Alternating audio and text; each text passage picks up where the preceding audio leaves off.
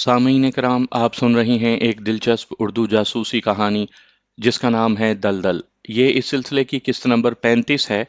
मुझे उम्मीद है आपको मेरी ये काविश पसंद आ रही होगी। आपने अगर अभी तक मेरा चैनल कहानी घर सब्सक्राइब नहीं किया तो अभी मेरे चैनल को सब्सक्राइब करके बेल नोटिफिकेशन ऑन कर लीजिए ताकि आने वाली हर नई कहानी की इत्तला बर वक्त आप तक पहुंच सके। रणधीर, ये कैसे हो सकता है? रोहित के लहजे में हैरानी थी। उसे डेवी पार्टी की रिहाई हजम नहीं हो रही थी। ऐसा ही है सर, रणधीर एतमाद से बोला। पहले फाजिल खान की रिहाई और अभी डेवी पार्टी को छोड़ देना। कुछ समझ नहीं आ रही। शायद ऊपर से ऑर्डर मिला हो सर, रणधीर ने ख्याल जाहिर किया।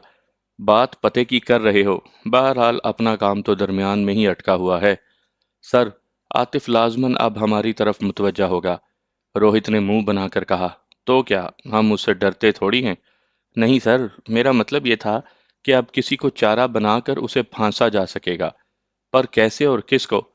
सर, रणधीर कुछ कहने ही लगा था कि उसका मोबाइल बज उठा। यस, वो कॉल रिसीव करता हुआ बोला। और कॉल करने वाले के अल्फाज सुनते ही वो क्या कहते हुए उछल कर खड़ा हो गया था। दोबारा कुछ कहा गया जिसे सुनकर वो बोला, ठीक है, वहीं रहो, मैं और मेजर साहब आ रहे हैं। राब्ता मुनक़ता करके वो अपनी जानिब मुतवज्जा रोहित से बोला, सर, पार्वती आखिर में जिस लड़के के साथ नजर आई थी वो अभी अभी ब्लू मून होटल में देखा गया है। एक बुर्का पोश औरत भी उसके हमरा है, शायद वो पार्वती ही हो। वो शंकर को नजर आए हैं, मेरा ख्याल है हमें वहीं चलना चाहिए। मगर रोहित उसकी बात पूरी होने से पहले अपनी जगह छोड़कर दरवाजे की जानिब चल पड़ा था। पार्वती का मिल जाना उसके लिए किसी खजाने से कम नहीं था।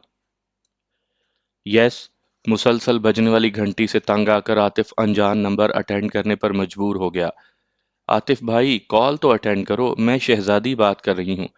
अगर वो तारुफ ना करवाती तब भी आतिफ ने उसकी आवाज पहचान ली थी। शहजादी बहन, कैसी हो? बड़ी जल्दी याद आ गई। उसका पुरतपाक लहजा हल्की सी खफगी लिए हुए था। भाई, आपको भुला सकती हूँ, बस आपकी मसरूफियत का सोचकर कभी हिम्मत ही नहीं पड़ी। तो अब क्यों? वो मुस्कुरा कर मुस्तफसिर हुआ। अब तो मैं कराची आई हुई हूँ, सोचा आपसे मुलाकात करती चलूं। तनवीर भी आपसे मुलाकात के मुतमन्नी थे। कराची? पर क्यों? तनवीर को कोई काम था। उसे आतिफ का परेशान लहजा सुनकर हैरानी हुई थी। अब कहाँ ठहरे हो? वो जल्दी से बोली, ब्लू मून होटल में। आतिफ का तफ्तीशी अंदाज उसे अजीब सा लग रहा था। शहजादी बहन, आपको मेरा तफ्तीशी अंदाज शायद अच्छा नहीं लगा, और शायद मैं आपको परेशान भी ना करता, मगर असल बात छुपाने से अंदेशा है कि आप किसी मुसीबत में न फंस जाएं। क्या बात है? शहजादी के लहजे की लर्जिश नुमाया थी। अरे, आप तो डर गईं। इतना डरने की जरूरत नहीं, बस ये एहतियात बरतनी है कि कहीं भी आते जाते नकाब का इस्तेमाल जरूर करना। वो तो मैं यूं भी करती हूँ, लेकिन ये एहतियात किस लिए? आतिफ ने पूछा। मेजर रोहित के नाम से वाकिफ हो? मेजर रोहित? हाँ, अच्छी तरह जानती हूँ। वो बदबख्त तेरी तलाश में पाकिस्तान पहुंचा हुआ है और उसके गुर्गे तुझे कुत्तों की तरह खोज रहे हैं। इसलिए बेहतरी इसी में है कि जितनी जल्दी हो सके काम मुकम्मल करके वापसी का कसद करो। भाई, वो तो बहुत खतरनाक बंदा है और राह का खासुल खास मोहरा है। अपने जिम्मे का काम अधूरा छोड़ने का वो कायल ही नहीं। मैं तनवीर से मशवरा करती हूँ, हमें आज ही लौट जाना चाहिए। खैर, इतना भी खौफजदा होने की जरूरत नहीं, तेरा भाई अभी जिंदा है। बस यूं करो कि अपने शोहर के साथ मेरे ठिकाने पर आ जाओ। और भाई, एक मिनट। वो कता कलामी करते हुए किसी और से मुखातिब हुई, कौन है? और फिर जवाबी बात सुनकर वो दोबारा बोली, मगर हमने तो रूम सर्विस को कोई ऑर्डर नहीं दिया। शहजादी की बात सुनते ही आतिफ जल्दी से बोला, शहजादी बहन, दरवाजा नहीं खोलना, होटल मेरे ऑफिस के करीब है, मैं उधर ही आ रहा हूँ, अपना कमरा नंबर बताओ। Third floor, room number 25। Tanveer किधर है? उससे बात करते करते आतिफ दफ्तर से बाहर निकल आया था। वॉशरूम में है। और भाई, कमरे का लॉक खोलने की कोशिश की जा रही है। शहजादी की आवाज में घबराहट का अंसर नुमाया था। घबराना नहीं, मुझे ज्यादा से ज्यादा 10 मिनट लगेंगे। तुम जल्दी से बाथरूम में घुस जाओ। और शहजादी जी अच्छा कहकर गुसल खाने की तरफ भागी। तनवीर, दरवाजा खोलो। उसने बेसब्री से दरवाजा खटखटाया। 1 मिनट। तनवीर को सूरत हाल की संगीनी का अंदाजा नहीं था। जल्दी करो। उसकी आवाज में शामिल खौफ और परेशानी इस बात की गुमास थी कि वो मेजर रोहित से अच्छी तरह वाकिफ थी। और फिर कमरे का दरवाजा खुलने के साथ तनवीर ने भी बाथरूम का दरवाजा खोल दिया था। वो दरवाजे को धकेलती अंदर घुसती हुई चिल्लाई, کنڈی چڑھاؤ، کنڈی چڑھاؤ۔ عاطف نے سرعت سے رابطہ منقطع کر کے ذیشان کا نمبر ڈائل کیا۔ راجا، بغیر کسی تاخیر کے بلیو مون ہوٹل تھرڈ فلور کمرہ نمبر 25 میں پہنچو۔ اشفاق، الیاس اور عرفان کو بھی کال کر کے وہیں بلا لو۔ چوکنا رہنا، میجر روہت پہ ہلہ بولنا ہے۔ پھر راجا کا جواب سنے بغیر رابطہ منقطع کرتے ہوئے اس نے کار کی رفتار بڑھا دی۔ 10 منٹ کے بعد وہ بلیو مون پہنچ چکا تھا۔ کار پارکنگ میں کھڑی کر کے وہ تیزی سے باہر نکلا اور پھر بھاگتا ہوا ہوٹل کے ہال میں داخل ہوا۔ دائیں بائیں موجود لوگوں نے اسے حیرانی سے دیکھا مگر اسے کسی کی پرواہ نہیں تھی۔ خوش قسمتی سے اسے لفٹ خالی مل گئی۔ تھرڈ فلور پر پہنچتے ہی اس نے لفٹ سے نکل کر سامنے موجود کمرے کا نمبر پڑھا، 19 نمبر کمرہ، اور پھر اس کے بعد 20 نمبر کمرہ دیکھتے ہی وہ اس سمت کو دوڑا۔ 25 نمبر کمرے کا دروازہ اسے کھلا ہوا ملا۔ دروازہ دھکیلتے ہوئے وہ بے صبری سے اندر داخل ہوا۔ اندر داخل ہونے سے پہلے اس نے جیب سے پسٹل نکال لیا تھا۔ باتھ روم کے دروازے پر کھڑے آدمی نے اسے دیکھتے ہی اس کی جانب پستول سیدھا کرنا چاہا، لیکن اس سے پہلے عاطف ٹریگر دبا چکا تھا۔ سائلنسر لگے پسٹل سے صرف ٹھک کی آواز آئی اور اس کے سر میں روشن دان کھل گیا تھا۔ باتھ روم کے اندر شہزادی کے چیخنے کی آواز آئی اور پھر میجر روہت شہزادی کے گلے میں بازو ڈالے اور سر پر پسٹل تانے باہر نکلا۔ اس کے ہمراہ دوسرا شخص بھی تھا جس نے تنویر کو گرفت میں لیا ہوا تھا۔ وہ یقیناً لمحہ بھر پہلے ہی باتھ روم کی کنڈی توڑ کر اندر داخل ہوئے تھے۔ اوہو، مسٹر عاطف، بڑی جلدی بلا لیا اس نے اپنے یار کو۔ عاطف کو دیکھتے ہی میجر روہت نے غلاظت اگلی۔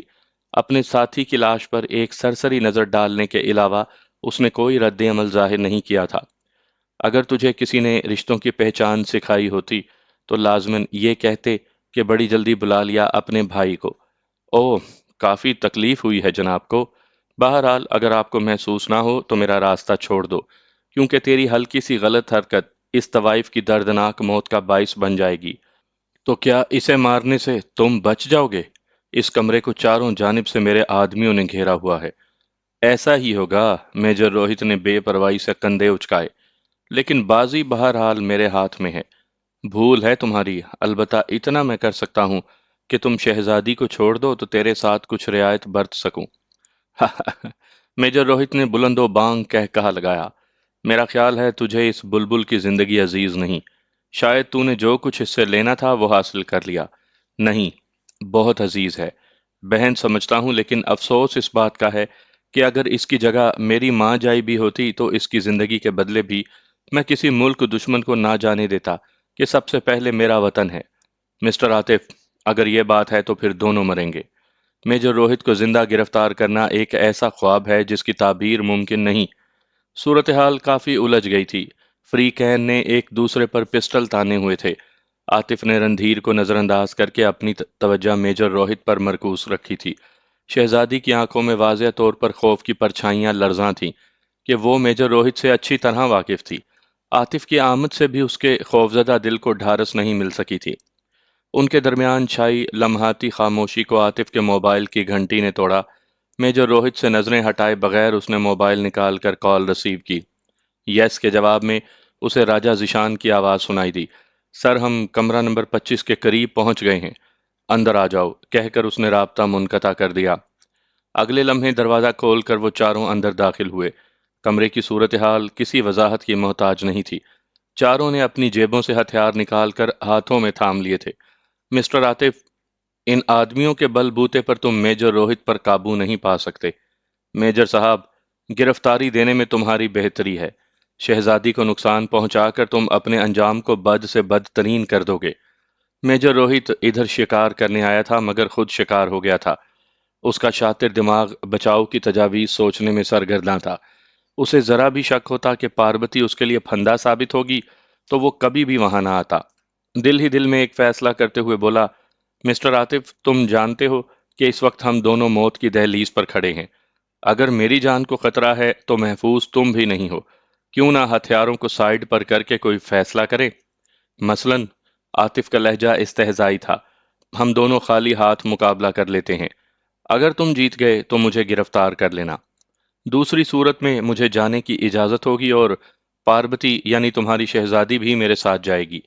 عاطف کے جواب دینے سے پہلے شہزادی چلائی، عاطف بھائی یہ غلطی نہ کرنا، مگر عاطف اس کی بات پر توجہ دیے بغیر بولا، ٹھیک ہے، مگر تمہارے جیتنے کی صورت میں تم اکیلے ہی جا سکو گے۔ शहजादी नहीं जाएगी। मेरा साथी तो जाएगा ना? एक लम्हा सोचकर आतिफ नफी में सर हिलाते हुए बोला, इसके लिए इसे भी मुकाबला करना पड़ेगा। रोहित ने कहा, ठीक है, पहले मैं और तुम, हथियार किसी के पास नहीं होगा। आतिफ ने इस बात में सर हिलाते हुए कहा, ओके। पहले आपके चारों साथी और रणधीर अपने अपने पिस्टल बाथरूम में फेंकेंगे। उसके बाद मैं अपना पिस्टल तेरे साथी के हवाले करूंगा और तेरा पिस्टल रणधीर लेकर उन दोनों पिस्तौलों को भी बाथरूम में फेंक देगा। फिर जैसे ही बाथरूम की कुंडी लग जाएगी, मैं पार्वती को छोड़ दूंगा और हम दोनों मैदान में आ जाएंगे। आतिफ ने बाथरूम के दरवाजे की तरफ देखा। दोनों अंदरूनी कुंडी तोड़कर बाथरूम में घुसे थे। बैरूनी कुंडी और दरवाजा सलामत थे। ठीक है कहकर वो राजा जिशान से बोला, अपने अपने हथियार बाथरूम में फेंक दो। इन चारों के अलावा रणधीर ने भी अपना पिस्टल बाथरूम की तरफ उछाल दिया था। दरवाजा बंद करके रणधीर आतिफ की तरफ बढ़ा, जबकि इशफाक रोहित की तरफ बढ़ने लगा। दोनों ने एक साथ आतिफ और रोहित से पिस्टल लिए और बाथरूम में फेंककर बाहर से कुंडी चढ़ा दी। बाथरूम का दरवाजा बंद होते ही रोहित ने शहजादी को छोड़ दिया और वो भागकर तनवीर के करीब पहुंच गई। उसके साथ ही उसने अपने दुपट्टे को चेहरे के गिर्द लपेट लिया था। तो मिस्टर आतिफ, शुरू करें? रोहित का लहजा एतमाद से पुर था। नहीं, इत्मीनान भरे अंदाज में कहते हुए आतिफ ने जेब में हाथ डाला, जो खौफनाक शक्ल के ब्रेटा को लिए हुए बाहर निकला। फिलहाल तो तुम हाथ उठाने का कष्ट करो ना, ये उछल कूद बाद में होती रहेगी। आतिफ के हाथ में पिस्टल देखते ही उसके चेहरे के तासुरात मस्क हो गए थे। थू है तुम्हारी मर्दानगी पर। एक साइड पे नफरत से थूकते हुए उसने अपने हाथ सर से बुलंद कर लिए थे। आतिफ उसकी बात पर कोई तबसरा किए बगैर अपने साथियों से बोला, इन्हें गिरफ्तार कर लो। थोड़ी देर के बाद वो गाड़ियों में बैठे गेस्ट हाउस का रुख कर रहे थे। शहजादी और तनवीर भी उनके हमरा थे। कहो, अब मैं इस काबिल हूं कि तेरी बात समझ सकूं? आखिरी निवाला निगलते हुए किरण इत्मीनान से बोली। सारी बात रात बता तो दी थी। अंकल से दोबारा बात हुई? नहीं, हिना ने इनकार में सर हिलाया। जहां तक मेरा अंदाजा है, अंकल तेरी शादी करना चाहता है। तुमने फोन पर भी यही कहा था। पर किससे? मेरा मतलब है कैसे? हिना गड़बड़ा गई थी। जहां तक किस से का ताल्लुक है, तो इतना कन्फर्म है कि तेरा दुल्हा कम से कम शाह जी नहीं। बाकी सवाल रहा कैसे का, तो वो भी निहायत आसान है। एक मौलवी और दो गवाह बुलाकर निकाह का खुतबा पढ़ाया जाएगा। फिर लड़की लड़के से इजाबो कबूल करवा के दुआए खैर। अल्लाह अल्लाह खैर सल्ला। अगर तेरी आमद का मकसद इसी तरह की बकवास थी तो तुम जा सकती हो। हिना खफगी भरे लहजे में बोली। गुड़िया रानी, मैं सूरत हाल का तज्जिया कर रही हूँ। अगर तुम झूठी तसल्ली चाहती हो तो सो बिस्मिल्लाह। मैंने शादी नहीं करनी। तो ना करो। मैं तुम्हारा इंदिया लेने नहीं आई। किरण का इत्मीनान बरकरार था। तुम्हारे अंदाज से तो लग रहा है तुम्हें मेरी कोई फिक्र ही नहीं। बात फिक्र की नहीं मेरी जान, मेरे बस में है क्या? जो कुछ करना है अंकल ने ही करना है। जैसे तज्जिए तुम पेश कर रही हो ना, उन्होंने तो ऐसी कोई बात नहीं की। अच्छा, वो बात की बात है, फिलहाल तुम ऐसा करो कि अपने नाम निहाद भैया से बात करो। ए किरण की बच्ची, तमीज से नाम लो भैया का। भैया। बहरहाल उसे फोन तो करो। क्या बात करूं? मुझे जुर्रत नहीं हो रही उससे कुछ पूछने की। अच्छा ऐसा करो, उसे फोन करके अपने पास बुला लो। कहना कि तुम्हारा दिल चाह रहा है उससे मिलने को। बाकी बात उससे मैं पूछ लूंगी। तुम नहीं, ये और भी मायूब बात है। मैं उन्हें बुलाती हूँ और बात मैं खुद ही करूंगी। चलो ऐसा ही कर लेना। इसी तरह अपने शाहजी से भी बात कर लो। उससे तुम्हें वैसे ही हया नहीं आती। हिना खसियानी होकर बोली, बकवास करना कोई तुमसे सीखे। खुद ही तो अलापती रहती हो, मेरा शाहजी मेरा शाहजी। पर उसका मोबाइल बंद मिल रहा है। तो वहीं चली जाओ, शकूक अच्छी तरह दूर कर लेना, किरण ने कह कहा लगाया। हिना उस पर तकिया फेंकते हुए हया आलूद लहजे में बोली, गंदी। वाह जी, अब गंदी मैं ठहरी। अच्छा बकवास नहीं। सुनो, जहां तक मेरा अंदाजा है वो उस जगह से कहीं शिफ्ट हो चुका होगा। अगर वहां हुआ भी तो मेरे जाने से वो पकड़ा जाएगा, क्योंकि पापा ने ला महाला मेरा ताकुब करवाना है। जाएगा उस सूरत में जब उसे तेरे ऊपर एतबार नहीं होगा। ये कभी भी नहीं हो सकता। वो आंखें बंद करके मुझ पर एतबार करता है। ऐसा है? फिर तो वो वहीं मिलेगा। हिना इल्तजाइया लहजे में बोली, क्या तुम मेरी जगह वहां जा सकती हो? नहीं जी। कहते हैं ना, दूध का जला छाछ भी फूंक फूंक कर पीता है। मैं क्यों रिस्क लूं एक गैर मर्द जो मुझे जानता ही नहीं और फिर मुजरिम भी है, उसके चुंगल में जा फंसूं एवें ही? نہیں جانا؟ ہنا سمجھنے کی کوشش کرو، میں مذاق نہیں کر رہی، اگر کوئی اونچ نیچ ہو گئی تو ڈیڈی اور بھیا نے میرا گلا دبا دینا ہے۔ جب میں کہہ رہی ہوں کہ کچھ بھی نہیں ہوگا تو پھر تم کیوں ڈر رہی ہو؟ ہنا کے لہجے میں شامل اعتماد کرن کے ارادے کو متزلزل کرنے لگا۔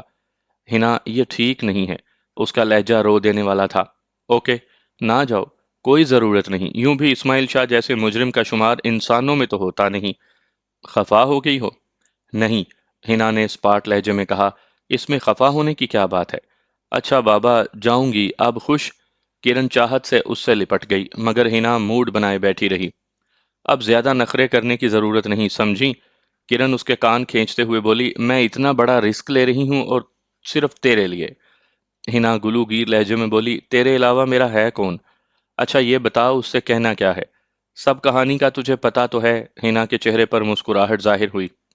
نہ بابا نہ، کرن کانوں کو ہاتھ لگاتے ہوئے بولی، یہ بات آپ خود ہی پوچھ لینا، اسے کہنا کہ میں نے اس سے ضروری بات کرنی ہے، وہ آج رات اپنا فون آن رکھے۔ ہاں یہ ٹھیک ہے، اتنا میں کر لوں گی، کرن اطمینان سے بولی۔ اچھا، میرا نیا نمبر نوٹ کر لو، ہنا نے نمبر دہراتے ہوئے کہا۔ یہاں سے سیدھے شاہ جی کے پاس جاؤ، آنٹی کو میں بتا دیتی ہوں کہ تم میرے ساتھ ہو اور رات کا کھانا کھا کر جاؤ گی۔ باقی شاہ جی کے کوارٹر پر پہنچتے ہی مجھ سے رابطہ کر لینا، موبائل آن حالت میں تیرے پاس رہے گا۔ وہ نمبر نوٹ کرتے ہوئے بولی، ہاں گویا میں تو پہلی بار ملاقات میں تیرے شہزادے کو ورغلا لوں گی نا۔ بکواس نہ کرو، یہ میں تیری تسلی کے لیے کہہ رہی ہوں۔ ٹھیک ہے ماں جی، اب میں جاتی ہوں ورنہ لیٹ ہو جاؤں گی۔ اب ذرا شاہ صاحب کا ایڈریس بھی بتا دو۔ ہنا اسماعیل شاہ کا ایڈریس دہراتے ہوئے بولی، واپس یہیں آنا، پھر یہاں سے تیرے گھر اکٹھے چلیں گے، اور کرن سر ہلاتے ہوئے باہر چل دی۔ ہنا کے رخصت ہوتے ہی اسماعیل شاہ کو یوں لگا جیسے کوارٹر میں تاریکی چھا گئی ہو، وہ اس کی ساری خوشیاں اور امنگیں اپنے ساتھ لے کر چلی گئی تھی۔ خاموشی سے چارپائی پر لیٹ کر وہ اسی کے متعلق سوچتا رہا۔ ہنا توقع سے زیادہ اسے عزیز ہو گئی تھی۔ یہ ٹھیک نہیں ہے، وہ خود کلامی کے انداز میں بڑبڑایا۔ مجھے اس سے پیچھا چھڑانا ہوگا، اس کی وجہ سے میں مقصد زندگی سے ہی ہٹ گیا ہوں۔ اپنے ارادے کو عملی جامہ پہنانے کے لیے اس نے سب سے پہلے اپنا موبائل آف کر کے سائڈ پر رکھ دیا کہ رابطے کی کوئی صورت باقی نہ رہے۔ البتہ یہ خوف اس کے دل میں ضرور جا گزین رہا کہ وہ بنفس نفیس بھی وہاں پہنچ سکتی تھی، اور اس کا بہترین حل یہی تھا کہ وہ اپنا ٹھکانہ بدل لیتا۔ اس نے دل ہی دل میں ارادہ کر لیا کہ چند روز کے اندر کوئی مناسب ٹھکانہ ڈھونڈ کر وہ کوارٹر خالی کر دے گا۔ ہنا سے جان چھڑانے کی ترکیبوں کے ساتھ وہ فاضل خان کو انجام تک پہنچانے کے بارے میں سوچتا رہا۔ اتنا تو وہ جانتا تھا کہ فاضل خان سی آئی کی قید میں ہے، اور سی آئی ہیڈ کوارٹر میں گھس کر اسے قتل یا اغوا کرنا ناممکن نہیں تو مشکل ترین ضرور تھا۔ سب سے پہلے تو اسے سی آئی ہیڈ کوارٹر کی لوکیشن کا پتہ چلانا تھا، اس کے بعد کچھ کرنے کا مرحلہ آتا۔ ایک مرتبہ تو اس کے جی میں آیا کہ وہ گرفتار ہو کر فاضل خان سے قریب ہونے کی کوشش کرے، مگر پھر اس نے یہ تجویز رد کر دی۔ گرفتار ہونے کے بعد وہ بے دست و پا ہو جاتا۔ اسے کوئی ایسی ترکیب سوچنی تھی جس میں کم از کم فاضل خان کے انجام تک وہ خود محفوظ رہتا۔ البتہ اس کے بعد اسے کوئی پرواہ نہیں تھی کہ اس کے ساتھ ہوتا کیا ہے۔ یوں بھی فاضل خان کو قتل کر کے شاید وہ ہنا کی نفرت کا مستحق ٹھہرتا، اور ایسی زندگی سے موت بہتر تھی۔ رات بھر وہ اسی ادھیڑ بن میں مصروف رہا۔ رات کا کھانا بھی انہی سوچوں کی نظر ہو گیا۔ صبح کی اذانوں کے قریب اسے نیند آئی، اور دوپہر ڈھلے ہی اس کی آنکھ کھل سکی۔ فریش ہونے کے بعد وہ اپنے لیے ناشتہ تیار کرنے لگا۔ کپ میں چائے انڈیلتے وقت اس کی نظر ہنا کے اس کپ پر پڑی جس میں اس نے آخری مرتبہ چائے پی تھی۔ کپ کی تہہ میں تھوڑی سی چائے اس وقت بھی موجود تھی۔ وہ تھوڑی سی چائے حلق میں انڈیل کر اسماعیل نے وہ کپ بغیر دھوئے الماری میں رکھ دیا۔ ناشتے سے فارغ ہو کر اس نے برتن دھوئے اور پھر کچھ کرنے کے بارے میں سوچنے لگا۔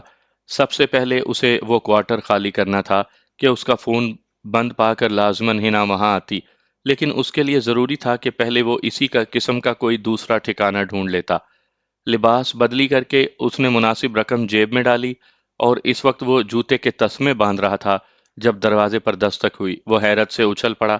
اس کے ذہن میں فوراً ہنا کا نام گونجا کہ اس کے علاوہ کسی کو بھی اس کے ٹھکانے کا علم نہیں تھا۔ دروازے کی طرف بڑھتے ہوئے اس نے سوچا کوئی پڑوسی بھی ہو سکتا ہے۔ جیب میں پستول کی موجودگی کا یقین کرتے ہوئے اس نے محتاط لہجے میں پوچھا، کون؟ میں کرن، آپ اسماعیل شاہ ہیں نا؟ مجھے ہنا نے بھیجا ہے۔ اسماعیل شاہ کو ایک سہمی ہوئی نسوانی آواز سنائی دی، کہیں یہ پولیس یا سی آئی کی چال نہ ہو۔ ایک امکانی سوچ اس کے دماغ میں ابھری، مگر پھر یہ سوچ کر کہ پولیس یا سی آئی کو ایسی چالیں چلنے کی کیا ضرورت تھی؟ اگر انہیں اسماعیل شاہ کا ٹھکانہ معلوم ہو جاتا تو دستک دینے کی زحمت کبھی نہ کرتے، اور یوں بھی اسے ہنا پر اعتماد تھا کہ اس کے تنبیہ کرنے کے بعد وہ کسی کو بھی اس ٹھکانے کا نہیں بتا سکتی تھی۔ اس نے بے دھڑک دروازہ کھول دیا۔ اسے ایک خوبصورت سی لڑکی نظر آئی۔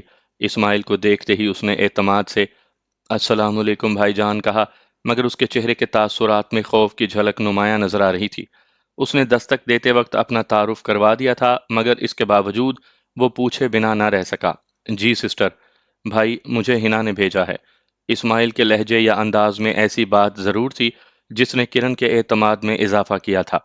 اندر آ جائیں، اسماعیل نے ایک طرف ہو کر کہا، اور کرن جھجکتے ہوئے اندر داخل ہو گئی۔ دروازے کی کنڈی لگا کر وہ اسے کمرے میں لے آیا۔ بیٹھیں، اس نے کرسی کی طرف اشارہ کیا۔ کرن خاموشی سے بیٹھ گئی۔ میرا خیال ہے پہلے میں چائے بنا لوں؟ وہ جلدی سے بولی، نہیں بھائی، چائے میں ہنا کے ہاں پی کے آئی ہوں۔ اسماعیل نے اصرار کرنا مناسب نہ سمجھا اور اس کے سامنے چارپائی پر بیٹھتے ہوئے پوچھا، جی بہن، آپ بتائیں میں آپ کی کیا خدمت کر سکتا ہوں؟ آپ میری کیا خدمت کریں گے؟ اپنی ہنا صاحبہ کی ہی کر لیں تو بڑی بات ہے۔ اسماعیل کے شرافت بھرے انداز نے کرن کی شوخی لوٹا دی تھی۔ میں سمجھا نہیں بہن۔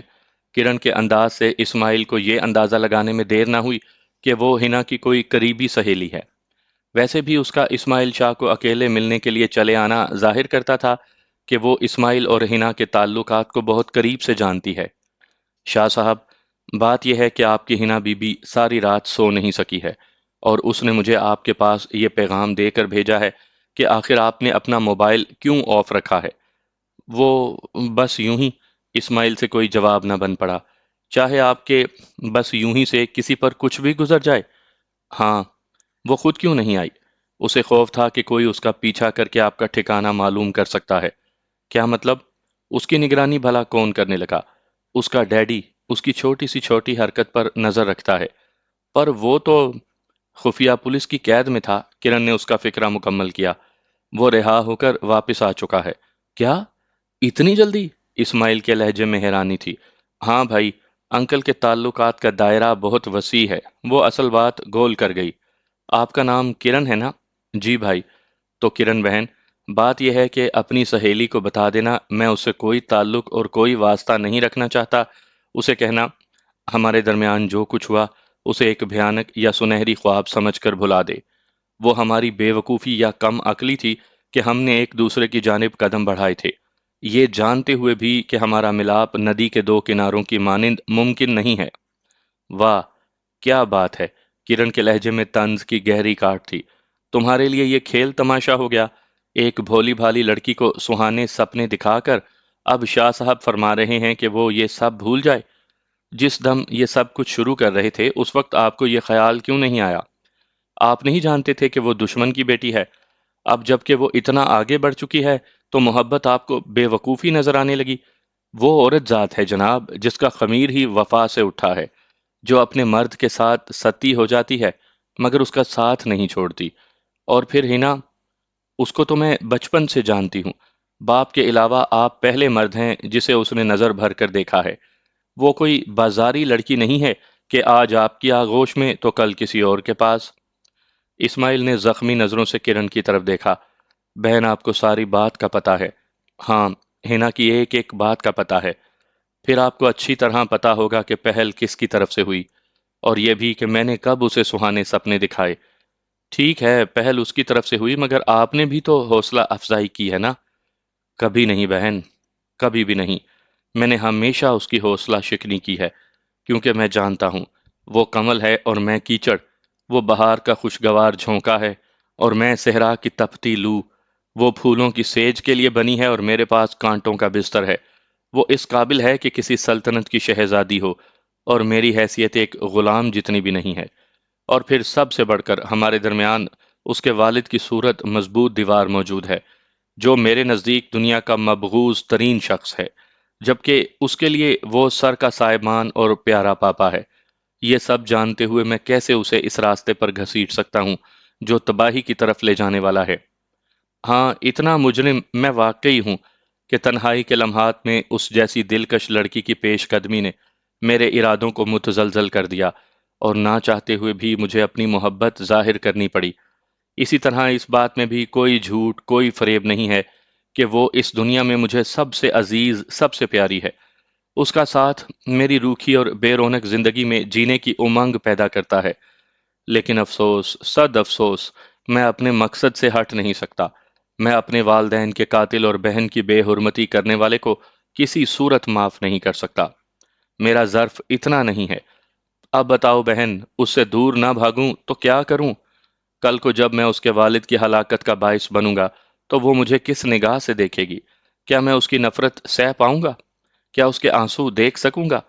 اس سے بہتر یہی نہیں کہ میں ابھی سے اس سے جدا ہو جاؤں، غیر بن جاؤں۔ اسماعیل شاہ جیسے اسے کئی مل جائیں گے، بلکہ اسماعیل شاہ سے کئی گنا خوبصورت، دولت مند اور چاہنے والے۔ اور پھر یہ بھی تو ہے کہ اس طرح وہ اپنے والد کے قاتل کے خلاف قانونی چارہ جوئی بھی تو آسانی سے کر سکے گی۔ اسماعیل شاہ کے لہجے کی صداقت اور آنکھوں میں ابھرنے والی نمی نے کرن کو مبہوت کر دیا تھا۔ اس وقت اسے ہنا سے رشک محسوس ہوا۔ گو ہنا کروڑوں میں ایک تھی، مگر ایک لڑکی کی نظر سے دیکھنے پر اسے اسماعیل شاہ بھی اس سے کم نظر نہ آیا۔ مگر جو گورکھ دھندا اسماعیل نے بیان کیا تھا، اس کا حل اس کی سمجھ سے باہر تھا۔ آپ دونوں یہ شہر چھوڑ کر کہیں اور چلے جاؤ، یہاں سے بہت دور۔ میں ہنا کو اس بات پر راضی کر لوں گی۔ کرن نے نادانستگی میں ہنا کے من چاہی خواہش بیان کی تھی۔ بہن، کہنے کو یہ آسان بات ہے، مگر یہ کیسے ہو سکتا ہے کہ اس کے والدین زندہ ہوں اور وہ ان سے ہمیشہ کے لیے قطع تعلق کر لے؟ کبھی تو ایسا ہوگا کہ والدین کی محبت اسے واپسی کا سوچنے پر مجبور کر دے، اسے واپسی کی راہ نہیں دکھائیں گے۔ اسی طرح میں ساری زندگی پہ یہ تانا کیسے سہ سکوں گا کہ اپنی محبت کے حصول کے لیے میں نے والدین کے قاتل کو معاف کر دیا، اپنی آنکھوں کے سامنے لٹتی بہن کے مجرم کو چھوڑ دیا؟ نہیں بہن، نہیں۔ وہ چلتی پھرتی لاش تو ہو سکتی ہے، اسماعیل شاہ نہیں ہو سکتا۔ کرن کے ذہن میں برسوں پہلے سنا شعر گونجا جو اس صورتحال پر منطبق ہوتا تھا: ہاتھ الجھے ہوئے ریشم میں پھنسا بیٹھے ہیں، اب بتا کون سے دھاگے کو جدا کس سے کریں۔ وہ غلط بحث کی شروعات کر بیٹھی تھی، ایک لا حل مسئلہ چھیڑ بیٹھی تھی، حالانکہ ہینا نے اسے ایک مختصر سا پیغام دینے کے لیے بھیجا تھا۔ اتنی دیر اسماعیل سے گفتگو کے بعد ہر قسم کے اندیشے دم توڑ چکے تھے۔ اسے یوں محسوس ہو رہا تھا جیسے وہ اسے برسوں سے جانتی ہو، اور اسی بات نے اسے ہنا کے مسئلے کی بابت دریافت کا حوصلہ دیا۔ بھیا، ایک بات پوچھ سکتی ہوں؟ اس نے صفائی سے موضوع بدلا۔ بہنیں بھائیوں سے ہر قسم کی باتیں پوچھ سکتی ہیں، اور پھر آپ تو ہنا کی سہیلی ہیں، آپ کو تو دگنا حق حاصل ہے۔ تھینکس بھائی۔ پوچھنا یہ تھا کہ انسپیکٹر حاکم داد آپ کے ہاتھوں قتل ہوا ہے نا؟ جی، اسماعیل مختصراً بولا، مگر وہ اپنے لہجے کی حیرانی نہیں چھپا سکا تھا۔ اس کے قتل کی وجہ غالباً نہیں، یقیناً میری بربادی میں وہ فاضل خان کے ساتھ برابر کا شریک تھا۔ اس نے تھانے میں آپ پر تشدد بھی تو کیا تھا نا؟ بہت زیادہ۔ اسے غیر انسانی سلوک کہو تو مناسب رہے گا۔ یہاں تک کہ میں اپنی والدہ کا قتل اپنے سر لینے پر مجبور ہو گیا تھا۔ کیا اس نے آپ کو جسمانی طور پر کوئی ایسا نقصان پہنچایا جس کی تلافی نہ ہو سکتی ہو؟ کرن محتاط الفاظ میں مستفسر ہوئی۔ میں سمجھا نہیں۔ میرا مطلب ہے، آپ کو کوئی ایسا نقصان جس سے آپ کے مستقبل یعنی ازدواجی زندگی پر کوئی برا اثر پڑے؟ کرن کو سمجھ نہیں آ رہی تھی کہ اپنی بات کی وضاحت کیسے کرے۔ میں سمجھ نہیں پا رہا۔ اسماعیل بھی الجھ گیا تھا۔ اچھا چھوڑے، یہ بتائیں کہ ہنا سے آج رات بات کرو گے یا نہیں؟ کرن کو اس سے زیادہ وضاحت کی جرت نہ ہوئی۔ آپ کچھ پوچھنا چاہ رہی ہیں مگر وضاحت نہیں کر پا رہی۔ اس نے دوبارہ ہمت باندھتے ہوئے پوچھا: بھیا، بات کچھ معیوب سی ہے، لیکن میں نے انکل سے سنا ہے کہ تھانے دار حاکم داد نے آپ کو ازدواجی زندگی گزارنے کے قابل نہیں چھوڑا۔ میں اب بھی نہیں سمجھا کہ آپ کیا پوچھنا چاہ رہی ہیں۔ جہاں تک ازدواجی زندگی کا تعلق ہے تو میں شادی شدہ رہ چکا ہوں۔ البتہ میری بیوی شادی کے چند دن کے بعد ہی قتل ہو گئی تھی، لیکن جتنے دن میرے پاس رہی مطمئن اور خوش و خرم رہی تھی۔ اسے مجھ سے کوئی ایسی شکایت نہیں تھی جس کے بل پر قطع تعلق کرنے پر مجبور ہو سکتی۔ بھائی، انکل کہہ رہے تھے کہ تھانے دار نے آپ کو عورت کے قابل نہیں چھوڑا۔ یہ بات کہتے ہوئے کرن کا چہرہ حیا آلود سرخی سے تمتمانے لگا تھا، اور اس کی نظریں فرش پر گڑی ہوئی تھی۔ سچ کہو، یہی بات پوچھنے کے لیے ہنا نے بھیجا ہے نا؟ یکدم اسماعیل کو ساری بات کی وضاحت ہو گئی اور وہ سمجھ گیا کہ کرن کی آمد کا مقصد کیا تھا۔ نہیں بھائی، ایسی کوئی بات نہیں جو آپ سمجھ رہے ہیں۔ اسماعیل کے انداز نے اسے بوکھلا دیا تھا۔ کیا سمجھ رہا ہوں میں؟ میرا مطلب ہے کہ اسے کوئی بات نہ بن پڑی اور وہ گڑبڑا کر رہ گئی۔ اچھا، اسے کہنا کہ تنہائی میں کسی لڑکی کی عزت و عصمت کی حفاظت کرنا نامردی کی علامت نہیں، بلکہ سوچا جائے تو اصل میں مردانگی یہی ہے، اور کسی کمزور لڑکی پر دست درازی گھٹیا اور کم ظرف شخص کی علامت ہے۔ بھیا، آپ ہنا سے بدزن ہو گئے۔ آپ نہیں جانتے کہ وہ آپ کو کتنا چاہتی ہے۔ کرن نے اپنی سہیلی کا دامن صاف کرنا چاہا۔ اگر پہلے پتہ نہیں بھی تھا تو اب جان گیا ہوں۔ اچھا بھیا، میں آپ کو ساری صورتحال بتاتی ہوں۔ کہتے ہوئے کرن نے مجبوراً ساری بات منوان اس کے سامنے دہرا دی۔ وہ نہیں چاہتی تھی کہ اسماعیل اس کی وجہ سے ہنا سے بدزن ہو۔ آخر میں وہ کہہ رہی تھی کہ بھیا، وہ تو آپ کو اتنا چاہتی ہے کہ مجھے کہہ رہی تھی کہ اگر آپ کے متعلق اس کے باپ کی کہی گئی بات حقیقت بھی ہوئی تب بھی وہ صرف آپ سے ہی شادی کرے گی۔ بہن، میرا خیال ہے آپ کو اپنے سوال کا جواب مل گیا ہے، اور اب شام کی اذان ہو رہی ہے اور آپ کا یہاں مزید ٹھہرنا مناسب نہیں لگتا۔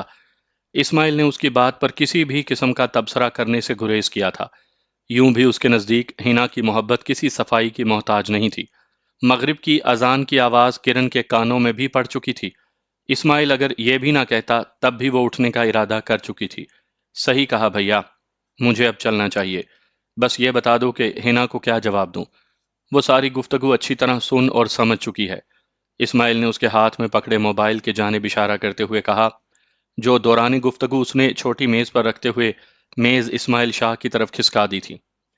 کرن کے چہرے پر خجالت بھرے تاثرات نمودار ہوئے اور وہ بوکھلاتے ہوئے بولی، میرا مطلب تھا موبائل آن کرو گے کہ نہیں؟ نہیں، اور کل تک یہاں سے بھی کہیں اور شفٹ ہو رہا ہوں۔ وہ بیرونی دروازے کے قریب پہنچ گئے تھے۔ کرن نے قدم روکتے ہوئے پوچھا، بھیا ایک بات کہوں، برا تو نہیں مناؤ گے؟ شاید نہیں۔ اگر آپ کا یہی برتاؤ رہا تو جلد ہی سن لو گے کہ فاضل خان کی ایک بیٹی ہوتی تھی جس کا نام ہنا فاضل خان تھا۔ ویسے انتقام لینے کا یہ طریقہ کافی منفرد اور اچھا ہے۔ وہ کیا کہتے ہیں، خنجر پہ کوئی داغ نہ دامن پہ کوئی چھینٹ، تم قتل کرو ہو کہ کرامات کرو ہو۔ یہ کہتے ہی وہ اسماعیل کا جواب سنے بغیر باہر نکل گئی۔ اس کی کار قریب ہی پارک تھی۔ کار میں بیٹھتے ہی اس نے موبائل کان سے لگاتے ہوئے کہا، تم نے سب کچھ سن لیا ہوگا مس مصیبتیں۔ ہاں، لیکن اب ایسا کرو، واپس جا کر ایک چھوٹا سا پیغام شاہ جی کو دے دو۔ کہنا کہ اسے یہاں سے کہیں جانے کی ضرورت نہیں، اور وہ اپنا موبائل بھی آن رکھ سکتا ہے۔ نہ تو میں اس جگہ کا پتہ کسی کو بتاؤں گی اور نہ یہاں آنے کی زحمت کروں گی۔ اسی طرح اسے کال بھی نہیں کروں گی۔ جب اس کو میری ضرورت نہیں ہے اور وہ مجھے اپنی راہ کا پتھر سمجھتا ہے تو آج سے میں بھی اس کے لیے مر گئی۔ ٹھیک ہے، یہ بھی کہہ دیتی ہوں، لیکن بعد میں مجھے مورود الزام نہ ٹھہرانا۔ نہیں ٹھہراتی۔ ہنا کے لہجے میں ایک عزم تھا۔ شاید اسماعیل کے بار بار جان چھڑانے کی بات نے اس کی انا کو مجروح کیا تھا۔ کرن ایک مرتبہ پھر کوارٹر کے دروازے کی طرف بڑھی اور ہلکے سے دروازہ کھٹکھٹایا، جو فوراً کھل گیا۔ شاید اسماعیل دروازے پر ہی کھڑا تھا۔ کرن کو اس کی مستدی پر حیرانی ہوئی۔ آپ شاید دروازے پر ہی کھڑے تھے؟ کرن کے لہجے میں حیرانی تھی۔ ہاں، کیونکہ مجھے پتا تھا کہ اگر وہ ساری باتیں سن رہی تھی تو ضرور کوئی جواب بھی دے گی۔ کیا کہا ہے اس نے؟ اسماعیل کے استفسار نے اس کی تمہیدی مشکل حل کر دی تھی۔ کہہ رہی ہے کہ آپ کو نہ تو ٹھکانہ بدلی کرنے کی ضرورت ہے اور نہ ہی موبائل آف رکھنے کی ضرورت۔ آپ یہ سمجھیں کہ ہنا نام کی کوئی لڑکی آپ کو جانتی ہی نہیں اور نہ ہی آپ کے ٹھکانے سے واقف ہے۔ آپ بے دھڑک یہاں رہ سکتے ہیں۔ اگر آپ کے پیچھے کوئی یہاں تک پہنچ گیا تو وہ آپ کی کسی اپنی غلطی کی وجہ سے پہنچے گا۔ یہ کہہ کر کرن واپس مڑ گئی۔ اسماعیل بھی دروازہ بند کر کے کمرے کی طرف بڑھ گیا۔ اس کی زندگی کا ایک اہم باب بند ہو گیا تھا۔ ہنا کے بغیر جینے کا تصور ہی گراں تھا، مگر اس نے بھی دل میں تہیہ کر لیا تھا کہ فاضل خان کو کیفر کردار تک پہنچاتے ہی گرفتاری دے دے گا، کہ پھانسی کا پھندا ہی اسے ہنا کی جان لیوا یادوں سے مکتی دلا سکتا تھا۔ تو آپ کو گھر میں آرام نہیں آ رہا تھا؟ عاطف شہزادی سے مخاطب تھا، جو نقاب اوڑھے اپنے شوہر کے ہمراہ اس کے آفس میں موجود تھی۔ عاطف بھائی، ان کا کراچی میں کام تھا، سوچا میری بھی ذرا آؤٹنگ ہو جائے گی اور اس کے ساتھ آپ سے ملاقات بھی کر لوں گی۔ روایتی بیویوں کی طرح اس نے اپنے شوہر کا نام لینا گوارا نہیں کیا تھا۔ ویسے انہوں نے آپ کو پہچانا کیسے؟ کہیں غلطی سے آپ نے نقاب تو نہیں الٹا ہوا تھا؟ نہیں بھائی، ایسا تو کچھ نہیں ہوا۔ کوئی ایسی عادت جس سے آپ کو نقاب میں بھی پہچانا جا سکتا ہو؟ نہیں، اس نے نفی میں سر ہلایا۔ پھر انہوں نے کیسے پہچانا؟ شاید میرے شوہر کی وجہ۔ کیا وہ تنویر کو جانتے ہیں؟ بھیا کبھی واسطہ تو نہیں پڑا؟ اس بار جواب تنویر نے دیا تھا۔ میرا خیال ہے یہی بات ہوئی ہوگی۔ بہرحال اب یوں ہے کہ فی الحال چند دن تو مجھے میزبانی کا موقع دو نا۔ اس دوران ہم ان کے ساتھیوں کو گرفتار کر لیں گے، پھر کراچی میں خوب گھوم لینا، اور آئندہ اگر آنا ہو تو اس سے پہلے مجھے فون کر کے حالات کی آگاہی لے لینا۔ آپ کے پرانے کرم فرما اتنی آسانی سے آپ کو نہیں بھلا سکتے۔ ٹھیک ہے بھائی، شہزادی نے اس بات میں سر ہلایا، اور اس سے پہلے کہ عاطف مزید کچھ کہتا، اس کے موبائل کی گھنٹی بجی۔ سکرین پر نظر ڈالنے پر اسے نامعلوم نمبر نظر آیا۔ جی بھیا، میں ہوں، اسے ہنا کی آواز سنائی دی۔ چھوٹی تم واپس آ گئی ہو؟ جی بھیا، میں کل واپس آ گئی تھی۔ اور اطلاع اب دے رہی ہو؟ عاطف کا لہجہ شکایت لیے ہوئے تھا۔ بھیا میرا موبائل اغوا کرنے والے خبیثوں نے چھین لیا تھا۔ نیا کنیکشن لیا ہے، اور پھر آپ کا نمبر بھی تو موبائل کے ساتھ چلا گیا تھا۔ بڑی مشکل سے ڈائری میں لکھا ملا ہے۔ اچھا ٹھیک ہے، فی الحال آرام کرو، میں تھوڑا مصروف ہوں، فارغ ہو کر کال کرتا ہوں۔ نہیں بھیا، آپ فی الفور میرے پاس پہنچے۔ چھوٹی میں مصروف ہوں، اور پھر ٹائم دیکھو، عشاء کی اذانیں ہونے کو ہیں۔ بھیا کوئی مصروفیت نہیں ہے، باقی رات بھر مجھے یوں بھی نیند نہیں آتی۔ اور کال ڈسکنیکٹ کر دیں، خدا حافظ۔ تو کیا تم فون بند نہیں کر سکتی ہو؟ اسے ہنسی آ گئی تھی۔ امی جان کہتی ہیں کہ بڑوں سے فون پر بات کرتے ہوئے رابطہ خود منقطع نہ کیا کرو۔ اچھا اگر نیند نہیں آتی تو پھر چند گھنٹوں تک پہنچ جاتا ہوں۔ عاطف نے ایک مرتبہ پھر جان چھڑانے کی کوشش کی۔ بھیا زیادہ سے زیادہ آدھا گھنٹہ، اور بس کچھ نہیں سننا، خدا حافظ۔ چھوٹی بات تو سنو۔ بھیا خدا حافظ، ہنا اسی لے میں شروع رہی۔ اچھا ٹھیک ہے، میں پہنچتا ہوں۔ یہ کہہ کر اس نے رابطہ منقطع کیا۔ شہزادی اور تنویر اسی کی طرف متوجہ تھے۔ پھر آپ لوگ کھانا کھائیں اور آرام کریں، صبح گپ شپ کریں گے۔ ٹھیک ہے بھائی، شہزادی بولی۔ عاطف نے فون اٹھا کر ملازم کو ان دونوں کے بارے میں ضروری ہدایات دیں، اور پھر فون رکھتا ہوا بولا، ابھی ملازم آپ کو آرام گاہ دکھا دیتا ہے۔ شہزادی کے اسبات میں سر ہلانے پر وہ آفس سے نکل آیا، اور بمشکل اپنی گاڑی تک پہنچا تھا کہ اسے راجہ ذیشان تیز قدموں سے اپنی سمت آتا دکھائی دیا۔ سر، رندھیر نے زبان کھول دی ہے۔ قریب آ کر وہ بغیر کسی تمہید کے بولا، کتنے آدمیوں کے ٹھکانے پتہ چلے ہیں؟ میجر روہت اور اس کے اپنے ٹھکانے کے علاوہ 4 مزید ٹھکانوں کا بتایا ہے۔ 2 ٹھکانوں پر دو آدمی ہیں، اور باقی 2 میں ایک ایک۔ اوکے، 5 منٹ میں کانفرنس روم میں اکٹھا کرو، ہم ابھی چل رہے ہیں۔ جانے کا ارادہ مؤخر کر کے وہ کانفرنس روم کی طرف بڑھ گیا۔ تمام کے پہنچتے ہی اس نے 3 آدمیوں کے گروپ تشکیل دے کر ہر گروپ کو ایک ٹھکانے کی ذمہ داری سونپی۔ میجر روہت کا ٹھکانہ فاضل خان کی کوٹھی کی جانب تھا۔ وہ اپنے لیے منتخب کرتا ہوا وہ بولا، میں، نظر اور اشفاق میجر روہت کی رہائش گاہ کی طرف جائیں گے۔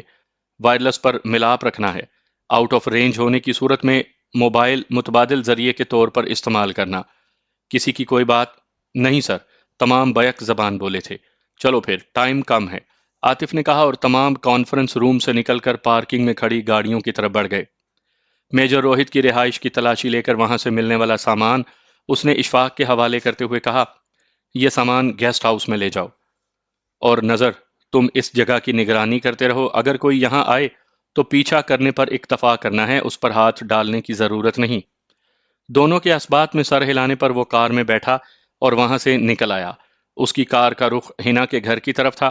ٹھکانوں کی نسبت اس نے کل 6 پارٹیاں ترتیب دی تھی، جن میں سے 3 پارٹیوں کی طرف سے اسے کامیابی کی امید مل چکی تھی۔ چوتھی پارٹی اس کی اپنی تھی۔ 2 پارٹیاں البتہ ابھی تک مطلوبہ آدمیوں کی واپسی کی منتظر تھی۔ ان کے سرغنہ گرفتار ہو چکے تھے، اس لیے ان عام ایجنٹوں کی عاطف کو اتنی زیادہ پرواہ نہیں تھی۔ دوسری دفعہ اس نے راہ کے سیٹ اپ پر کاری ضرب لگائی تھی۔ گھڑی پر نگاہ ڈالنے پر اسے رات کے 10 بجتے دکھائی دیے، مگر ہنا کی بات کو ٹالنا بھی اس کے بس میں نہیں تھا۔ وہ اس کے گھر کی طرف بڑھتا گیا۔ سب سے پہلے فاضل خان نے اپنے ان آدمیوں کو اکٹھا کیا جو اس کی گرفتاری کے بعد منظر سے غائب ہو گئے تھے۔ اس کے بعد اس نے نورل کے ذریعے درجن بھر نئے بندے بھی اپنے گروہ میں شامل کر لیے۔ کیونکہ اس کے 5-6 بندے اسماعیل کے ہاتھوں ہلاک ہو گئے تھے، 2 آدمی اس نے خود مروائے تھے، 2-3 آدمی بلیک واٹر کے ہاتھوں انجام کو پہنچے تھے، جبکہ ملک دشمن سرگرمیاں جاری رکھنے کے لیے اسے آدمیوں کی اشد ضرورت تھی۔ اپنی بیٹی کی حفاظت اور اس کی حرکات پر نظر رکھنے کے لیے اس نے 4 آدمی محافظ کے طور پر اس کے ساتھ مقرر کر دیے، لیکن وہ صرف ایک دفعہ گھر سے باہر نکلی تھی اور بازار سے موبائل وغیرہ کی خریداری کے بعد واپس آ گئی تھی۔ اپنی سہیلی کے ساتھ البتہ وہ کافی دیر مصروف گفتگو رہی تھی، اور فاضل خان جانتا تھا کہ وہ کس مسئلے میں سر کھپا رہی ہے۔ شام کا کھانا بھی اس نے کمرے میں کرن کے ساتھ مل کر کھایا تھا، اور پھر کرن کے رخصت ہونے کے تھوڑی دیر بعد وہ اس کی خوابگاہ میں گھس گیا۔ وہ موبائل پر کسی سے بات کر رہی تھی۔ فاضل خان کا اندر داخل ہونا اور اس کا رابطہ منقطع کرنا اکٹھے ہوا تھا، شاید وہ بات مکمل کر چکی تھی۔ آئیں پاپا۔ اسے دیکھتے ہی وہ جلدی سے کھڑی ہو گئی۔ فاضل خان نے نظر بھر کر اسے دیکھا۔ اسے محسوس ہوا کہ وہ بہت بڑی ہو گئی ہے۔ بیٹھو گڑیا۔ وہ اس کے ساتھ ہی چارپائی پر بیٹھ گیا۔ طبیعت کیسی ہے اب؟ ٹھیک ہوں پاپا۔ اچھا بیٹی، میں ایک ضروری بات کرنے آیا تھا۔ اس کے لہجے میں پہلے والی گھن گرج اور تنتنا مفقود تھا۔ وہ دھیرے سے بولی، جی پاپا حکم کریں۔ گڑیا، پتہ ہے نا، پچھلے دنوں حالات کافی خراب رہے ہیں، اور اس دوران اگر مجھے کچھ ہو جاتا تو ایک بہت بڑی ذمہ داری میں ادھوری چھوڑ جاتا۔ پاپا کی جان، تمہیں پتا ہوگا کہ بیٹیاں پرایا دھن ہوتی ہیں، اور والدین کے لیے بیٹی کو رخصت کرنا جتنا مشکل اور گراں مرحلہ ہے، اتنا ہی ضروری بھی ہے۔ اگر والدین چاہیں بھی تو اسے ساری زندگی اپنے پاس نہیں رکھ سکتے۔ تمہیں آج نہیں تو کل پرائے گھر تو جانا ہی پڑے گا۔ پہلے میں اس بات پر اتنا دھیان نہیں دیتا تھا، جبکہ تیری ماں نیک بخت مجھے ہر وقت اس بات کا احساس دلاتی رہتی، اور میں اس کی باتوں کو ہنسی مذاق میں ٹال دیتا تھا۔ پر اب مجھے احساس ہو رہا ہے کہ وہ حق پر تھی۔ موت حیات کا کوئی پتہ نہیں۔